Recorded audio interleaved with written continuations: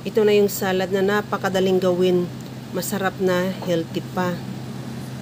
Meron ako ditong pipino, kamatis, at sibuyas. Ilagay ko lang sa mixing bowl. At lagyan ko na rin ng mais. Mais sa lata lang yung gamit ko. At isunod ko na rin ilagay yung mansanas or apple. Hiniwa ko lang din ng maliliit na pa-cubes.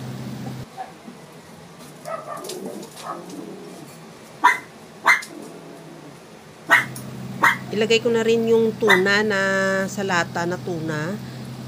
I-drain ko lang yung pinaka-brine niya. Maglagay na rin ako ng calamansi juice. Paminta. At maglagay na rin ako ng honey.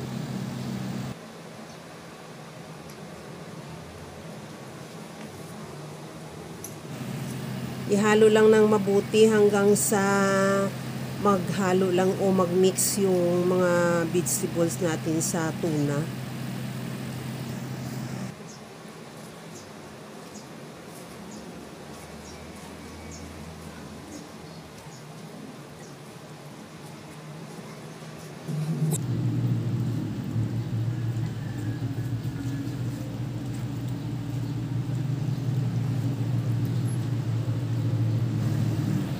Okay na tong ating tuna salad. Ilipat ko na yan sa ating serving plate na nilagyan ko na rin ng lettuce.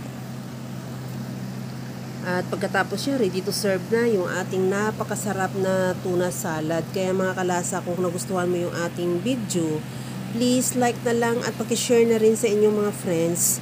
At kung bago ka pa lang sa aking channel, subscribe na at i-click mo na rin ang bell button para sa mga notification.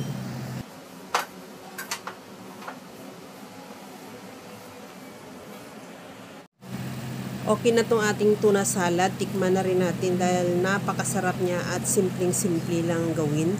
Napaka-healthy pa.